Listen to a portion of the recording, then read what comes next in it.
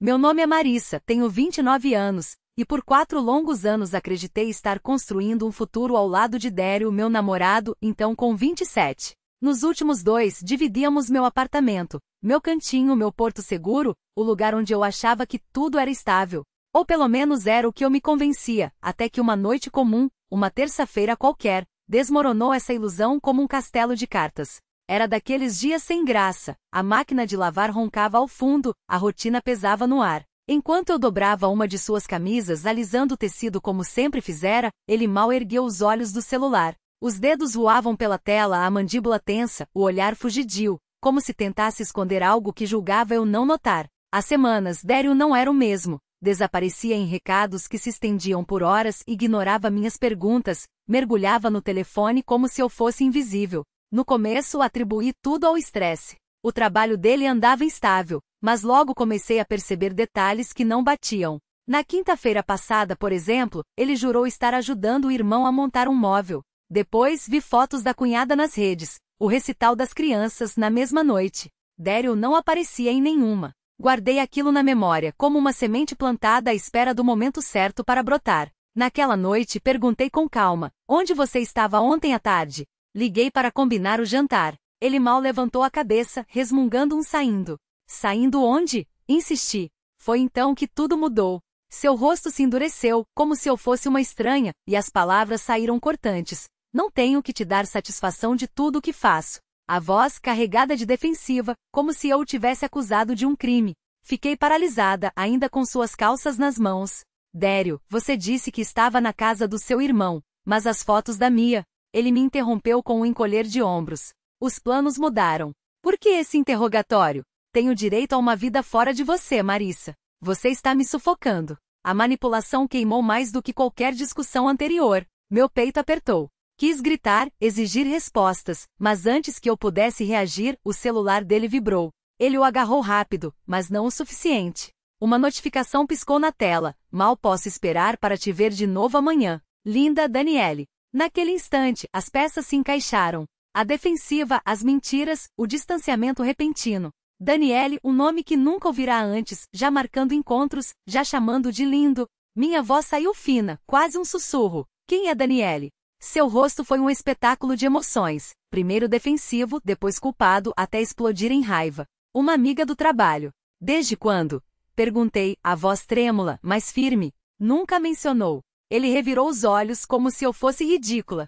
Desde que não preciso te contar sobre cada pessoa que conheço. Meu Deus, Marissa, esse ciúme é patético. Mas a verdade é que não era ciúme. Era o fim. Algo dentro de mim. Aquela parte cansada de desculpas, de mentiras, de me sentir culpada por esperar transparência se rompeu. Você tem razão, disse, com uma calma que até me assustou. Não precisa me contar nada. E então fiz o que ele jamais esperaria. Fui até o armário, peguei minha mochila e comecei a arrumar minhas coisas. Atrás de mim, a voz dele mudou em segundos. Espera, o que está fazendo? Não respondi. Só continuei dobrando roupas, colocando tudo dentro da bolsa.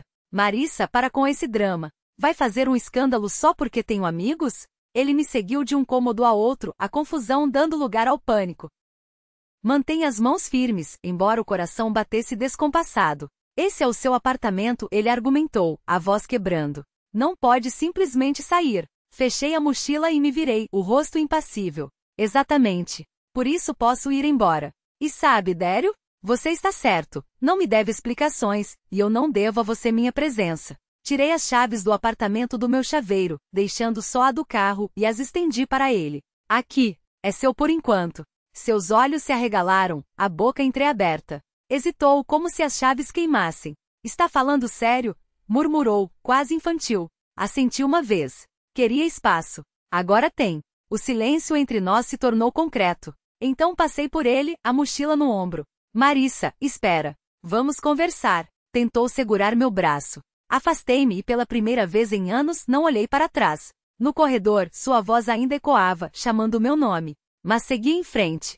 Cada passo soava como uma porta se fechando. Uma parte de mim sabia, não era o fim. Era o início de algo novo. Não saí do meu próprio lar em um acesso de fúria. Saí com propósito.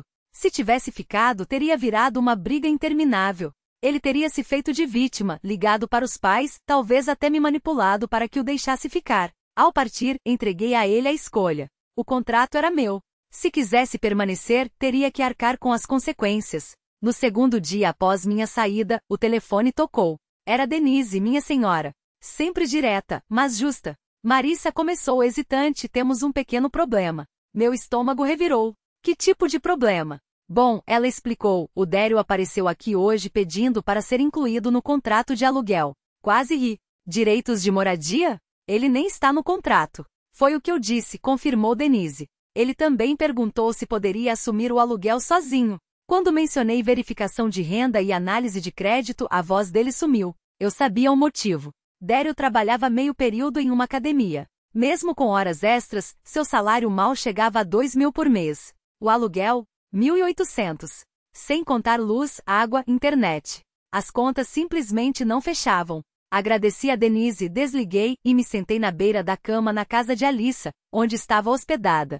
Pouco depois, o celular vibrou de novo. Notificações do Instagram. Dério postara uma foto em preto e branco com uma legenda dramática. 4 anos juntos e ela me abandonou só porque quis um pouco de liberdade. Pessoas tóxicas não sabem o que é amor de verdade. Os comentários me deram náusea. Homens não aguentam mulheres fortes. Ela parece controladora, amor. Você merece melhor. Mas o que me gelou foi a localização. Ele marcará o endereço do meu apartamento, como se estivesse reivindicando algo que não era seu. No terceiro dia, Chloe, sua melhor amiga, me mandou mensagem pelo celular dele, afinal, eu já o havia bloqueado. O sangue gelou nas minhas veias quando ele esticou a mão para pegar o cartão, os dedos trêmulos traindo a fachada de controle que tentava manter. Você não vai se safar disso, Marissa, ele sibilou, baixo o suficiente para só eu ouvir, mas com um veneno que queimava como ácido. Ninguém vai acreditar em você quando eu terminar. Eu não piscar. Não recuei. Apenas sorri, um sorriso fino, cortante, do tipo que deixa claro que você já ganhou antes mesmo de a batalha começar.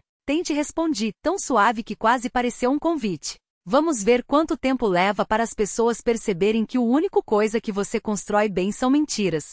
Ele abriu a boca, mas não saiu som. Porque no fundo, Dério sempre soube. Suas armas eram barulho e drama, e eu tinha deixado de ser plateia há muito tempo. Quando saí do café, ouvi Sandra murmurar algo sobre homens que não sabem perder e o riso contido de um colega. Mas não me virei. Não dei a ele a satisfação de ver meu alívio. Em vez disso, caminhei até o carro com as costas eretas, as mãos firmes no volante, e uma certeza queimando dentro de mim. Ele tinha subestimado o quão perigosa uma mulher quietamente furiosa pode ser. Aquela noite, enquanto revisava as anotações de Denise, cada ligação falsa, cada problema, inventado meticulosamente documentado, meu celular vibrou. Número desconhecido. Atendi sem hesitar. Marissa?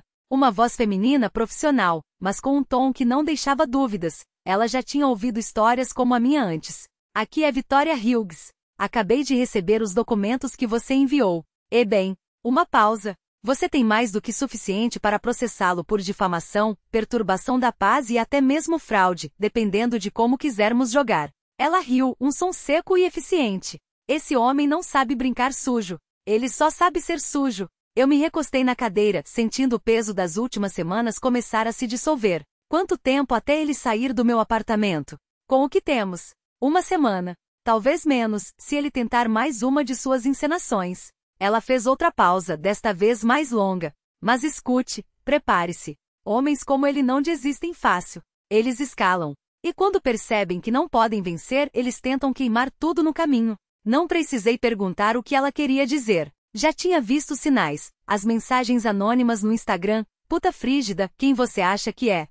Os perfis falsos que apareciam do nada para me seguir, os amigos. De Dério que de repente tinham tantas perguntas sobre minha vida. Mas desta vez, quando a tela piscou com uma nova notificação, vocês não sabem o que ela fez com ele, não senti medo. Sorri, porque Dério tinha cometido o erro mais básico de todos. Ele achou que eu ainda estava jogando pelas suas regras. E eu já tinha mudado o tabuleiro. No dia seguinte, enquanto Vitória trabalhava nos papéis finais da desocupação, eu fiz minha própria jogada. Abri uma pasta no meu e-mail, rotulada Dério, provas, e comecei a organizar tudo, prints das mensagens de Chloe. Ele está arrasado, Marissa. Uma única falha, os recibos dos concertos que nunca existiram, até mesmo a foto borrada de Jake com a data e localização marcadas. Cada peça era um tijolo. E eu estava construindo um muro ao redor dele. Quando o e-mail de Vitória chegou, assinado pelo juiz, ele tem 72 horas para sair. Encaminhei para Dério com um assunto simples: seu prazo começa agora.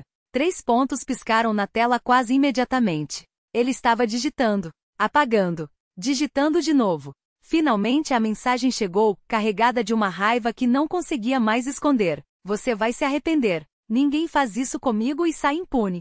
Eu li, reli, e então respondi com 2 palavras frias e definitivas: tente de novo. A advogada era afiada como uma lâmina, especialista em direito do inquilino, e a indicação de Alissa tinha sido um presente do destino. Quando contei a história, ela soltou uma risada seca. Ele nem está no contrato. Nunca pagou aluguel diretamente, e você ainda deu 30 dias? Esse vai ser o caso mais fácil do mês. Dério olhou para o cartão de Vitória como se fosse uma sentença de morte. Os lábios se abriram, mas nenhuma palavra saiu. Então, amassou o papel com força, os olhos vidrados de fúria, e sibilou: você vai se arrepender. Saiu batendo a porta, deixando para trás um silêncio pesado. Meus colegas trocaram olhares incertos.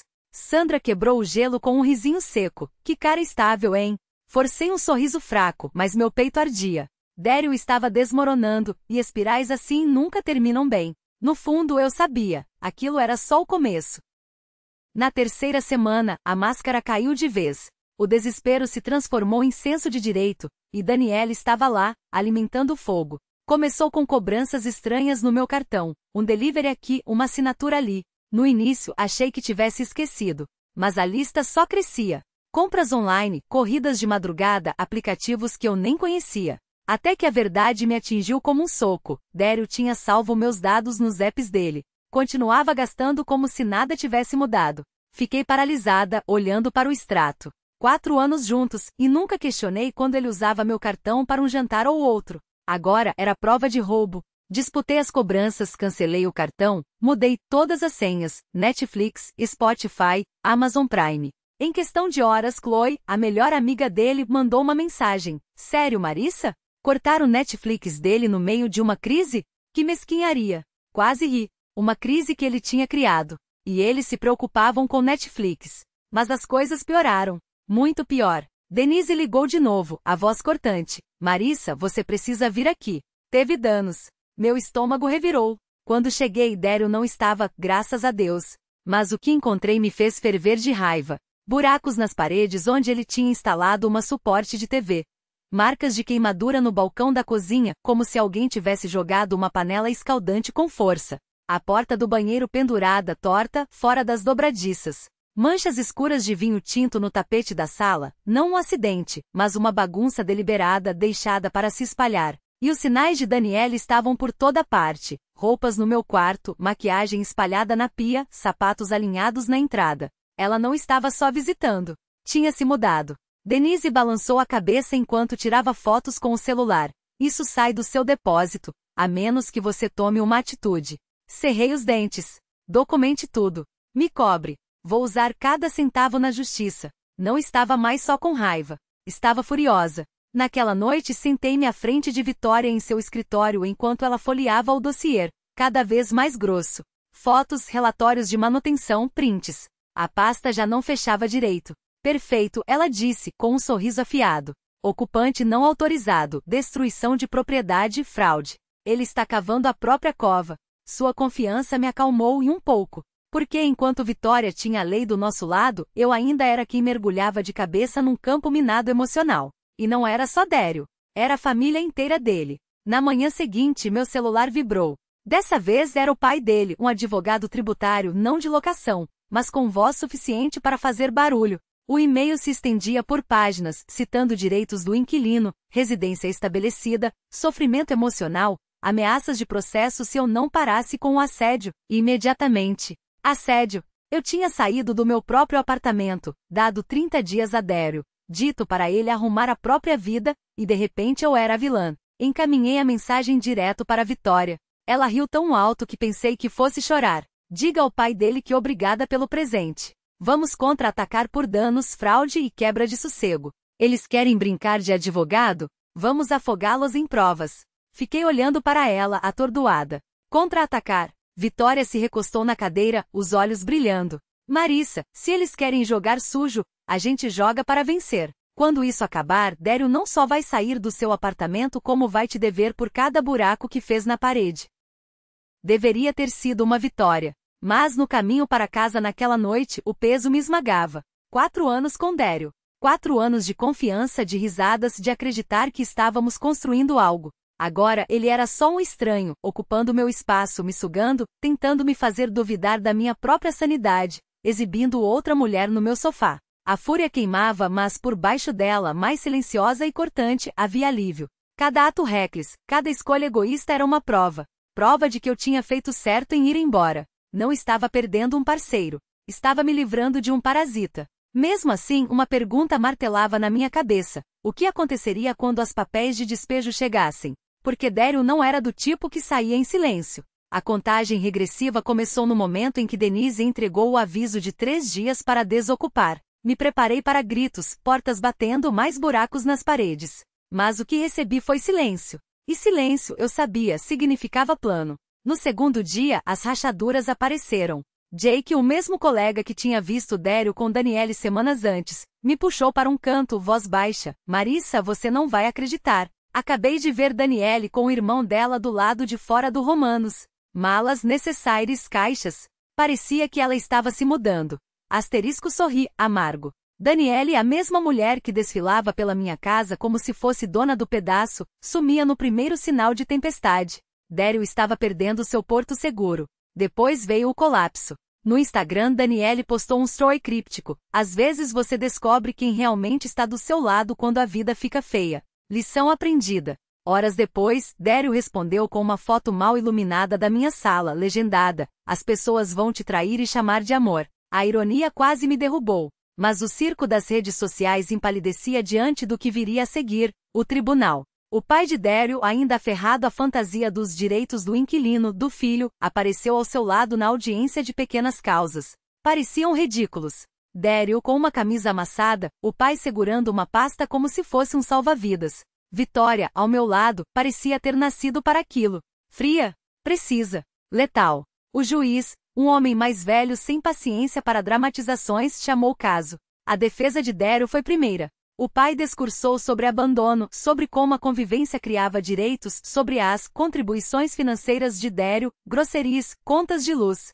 Chegou a acenar com notas fiscais do Whole Foods como se sacolas de couve orgânica pudessem substituir comprovantes de aluguel. Vitória quase explodiu em risadas. Quando foi nossa vez, ela não perdeu tempo. Colocou uma pasta grossa sobre a mesa do juiz. Dentro, o contrato só com meu nome, extratos bancários mostrando cada pagamento saindo da minha conta, os registros de Denise detalhando as denúncias falsas de Dério, e as fotos do apartamento, cada buraco, cada mancha, cada porta arrebentada. Cada foto era uma faca, paredes esburacadas como se tivessem sido usadas para treino de boxe, marcas de queimadura na bancada da cozinha como lembranças de cigarros apagados com desdém, manchas que pareciam mapas de batalhas perdidas. Depois vieram as capturas de tela, os pertences de Daniele espalhados pelo apartamento como migalhas de uma traição, prova irrefutável de que ela não era apenas uma amiga que dormia no sofá e, para fechar com chave de ouro, os extratos do meu cartão de crédito, com cada centavo gasto sem minha autorização destacado em vermelho.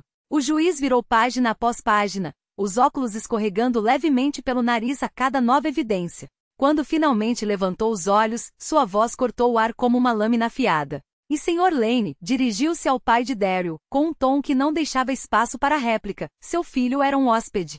Hóspedes não adquirem direitos de posse comprando mantimentos ou dividindo uma cama. Uma pausa deliberada. Não há base legal aqui. Dério empalideceu, os dedos se cravaram nos braços da cadeira. Seu pai abriu a boca, mas o juiz levantou a mão, silencioso e implacável. Além disso, continuou folheando os documentos com um gesto seco. Vejo aqui danos à propriedade e ocupação não autorizada. Seus olhos se fixaram em mim. O requerente tem pleno direito à indenização. O martelo bateu antes que ele terminasse a frase. Meu veredito, Sr. Lane deve pagar $3.400 por danos materiais, $800 por despesas fraudulentas e $1.200 pelas custas processuais. Total, $5.400. O som do martelo ecoou como um tiro. Dério se levantou de um salto, a cadeira rangendo violentamente. Isso é um absurdo. Sua voz quebrou mais de incredulidade do que de raiva. Tribunal encerrado, foi a única resposta. O pai de Daryl engoliu em seco, a mandíbula tão tensa que parecia prestes a estalar. Eu, por outro lado, senti o peso de meses de tensão se desprendendo dos meus ombros como uma armadura finalmente removida. Vitória inclinou-se, seu sorriso tão afiado quanto a caneta que assinará os papéis. Eu avisei que ele ia se afundar sozinho, sussurrou, enquanto Daryl saía aos tropeços, os passos ecoando como derrotas. A facada final veio de Danielle. Enquanto ele ainda tentava processar a sentença, ela já havia apagado cada foto, cada menção a ele nas redes sociais. Boatos diziam que ela tinha voltado para os braços de um ex, o mesmo que Daryl jurava ser apenas um amigo. Ele lutara tanto para assegurar meu apartamento, minha estabilidade e minha vida, e no fim tudo que levou foram dívidas, vergonha e o silêncio ensurdecedor de quem percebe, tarde demais, que jogou tudo fora. Mas a batalha não tinha acabado. Ainda precisava recuperar meu lar. E pela primeira vez, temi o que encontraria quando cruzasse aquela porta novamente. Uma semana depois, o pesadelo terminou. A ordem de despejo, o teatro de mentiras, a farsa toda desabou como um castelo de cartas sob um sopro. Daryl teve 3 dias para sair. Não arrumou caixas. Não organizou nada. Ficou sentado no sofá, o olhar vazio, até Denise aparecer com a equipe de manutenção, prancheta na mão e voz intransigente. Senhor, o senhor precisa sair agora. Ele cruzou os braços, afundando ainda mais nos estofados surrados. Não vou a lugar nenhum sem as minhas coisas. Então comece a embalar, retrucou Denise sem piscar. Qualquer coisa deixada para trás será empacotada e armazenada por 30 dias, conforme a lei estadual. O rosto de Daryl foi um estudo de pânico disfarçado de fúria. Ele resmungou algo ininteligível, mas quando Denise acenou para a equipe começar, o desespero tomou conta. Descou para o pai. Ligou para Chloe. Até tentou Danielle, que segundo os corredores digitais, já estava de mãos dadas com o outro. Seu pai chegou tarde da tarde, com o alugado às pressas e a expressão de quem já havia aceitado a derrota. Evitou meu olhar enquanto Daryl esbravejava, jogando roupas em sacos plásticos e xingando meu nome como se fosse uma maldição. Só que desta vez eu não estava sozinha. Vitória permanecia ao meu lado, prancheta em riche, registrando cada detalhe com precisão cirúrgica. Isso é meu, apontei para liquidificador, a voz calma como aço temperado. Daryl bufou, tentando enfiá-lo numa caixa. Sério? Vai ficar de frescura por causa de um liquidificador? E essa é minha cafeteira, acrescentei, quando suas mãos se estenderam para ela. Cada objeto recuperado era um golpe em seu orgulho. Cada réplica minha, um lembrete de que ele não sairia impune.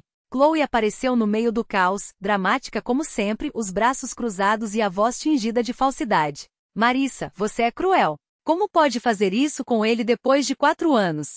Não respondi. Quem abusa não entrega provas. Não sai de fininho, não contrata advogados, não dá prazo de 30 dias. Quem abusa acha que a vítima nunca vai embalar suas coisas e ir embora. Quando a noite caiu, Daryl se foi. O apartamento era meu novamente. Mas não era o mesmo. Manchas de café salpicavam o tapete do quarto como se tivessem sido jogadas com intenção. Riscos profundos no assoalho, marcas de móveis arrastados com raiva. O espelho do banheiro partido ao meio, como um símbolo. Restos de comida apodrecendo na geladeira, o cheiro ácido de algo deixado para estragar de propósito. Ele não tinha apenas saído. Tentará deixar cicatrizes. Mas cicatrizes se tratam. Buracos se consertam. Manchas se limpam. Passei a semana seguinte com luvas de borracha e um balde de água sanitária. Cada pincelada na parede, cada saco de lixo carregado para fora, era um ato de reaver não só o espaço, mas a mim mesma. Quando finalmente terminei, quando o cheiro de limão substituiu o de podridão, quando as paredes voltaram a ser lisas e o tapete recuperou sua cor original, sentei-me no sofá com uma xícara de café e pela primeira vez em meses respirei. Paz. Daryl perderá tudo, a namorada, a reputação, a causa em tribunal. A notícia se espalhou rápido, e até seus amigos mais leais começaram a sumir. Chloe ainda aparecia nos comentários das redes sociais dele, mas suas palavras soavam ocas, como ecos de uma batalha já perdida. Danielle? Já estava em outro capítulo, deixando Daryl para trás como um erro de juízo, um acessório fora de moda. E eu? Não apenas recuperei meu apartamento. Recuperei a mim. Lembrei das palavras que ele me jogará na cara naquela noite, quando perguntei onde estivera. Não tenho que te contar tudo o que faço. Talvez ele estivesse certo. Não me devia honestidade. Mas eu também não lhe devia minha casa, meu dinheiro, minha lealdade. Ele achará que nunca iria embora. Que eu seria previsível, um porto seguro enquanto brincava de amor com outra. Subestimou minha capacidade de me levantar, de contratar uma advogada implacável, de reconstruir o que ele tentará destruir. Agora, sentada naquele espaço que eu mesma refiz, o café quente entre as mãos, sorri pela primeira vez em muito tempo. Daryl, murmurei para as paredes limpas, você tinha razão em uma coisa. Não precisa me contar nada do que faz. E eu não preciso aturar nada disso. Ergui a xícara em um brinde silencioso. A liberdade. A paz. A promessa de nunca mais aceitar migalhas de respeito disfarçadas de amor. E em algum lugar, imaginei Daryl encurralado no antigo quarto da casa dos pais, olhando para o celular, tentando entender como tudo havia escorrido entre seus dedos como areia. Como se a resposta não estivesse desde o início no espelho que ele mesmo quebrara.